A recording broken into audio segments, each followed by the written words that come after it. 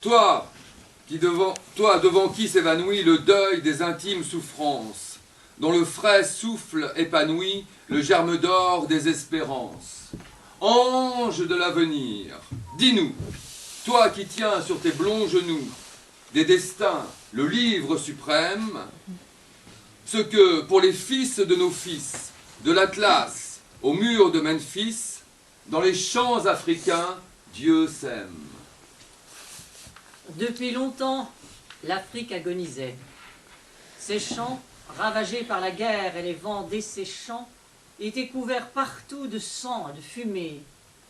Un suaire pesait sur ce beau continent, mais je l'ai déchiré. Venez voir maintenant, venez voir les trésors dont l'Afrique est semée. Voici des mines d'or au flanc des monts altiers et des sources de miel aux veines des dattiers. Voici ce blanc désert dont nul ne sait l'histoire, où les lourds éléphants que pousse un même instinct viennent de siècle en siècle et sur un point distinct amonceler leurs eaux en tumulus d'ivoire. Voici les oasis aux vertes profondeurs où le brun chamelier du jour fuit les ardeurs, où tout est un prodige, où les fleurs inouïes, sauvages ornements des buissons tropicaux, dont le cri du lion trouble les longs échos, pour Dieu qui les voit seuls, vivent épanouis. Et puis voici venir des peuples inconnus, dont la chaleur torride a cuivré les fronts nus. Des esclaves, pour qui sonne la délivrance. Ils ont compris que Dieu, pour vous comme pour eux, avait créé les biens qui rendent l'homme heureux. Qu'ils ont droit au bonheur dont sa main vous inonde.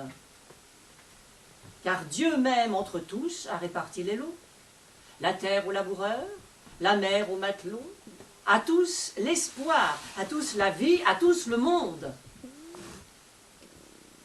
Et vous, à votre insu poussé par le Seigneur, vous irez leur porter la paix et le bonheur. Après leur avoir fait une guerre fatale, une guerre finie, impossible, depuis que, trouvant dans la paix de durables appuis, la France, enfin, renonce à la force brutale. Ce désert, que nul œil ne mesurait sans peur, verra 20 fois le jour l'aile de la vapeur franchir son sein de feu, sa plaine infranchissable. Le vol des voyageurs sur lui sera si prompt qu'il n'aura pas le temps pour venger son affront de soulever contre eux ces montagnes de sable. Et les femmes aussi, fortes de leur beauté, outre l'amour de l'homme, auront la liberté. Elles vont secouer cet antique esclavage qui, sultane ou fella, blanche ou noire, partout où le sol africain au feu du soleil bout, les courbait sous un joug dégradant et sauvage.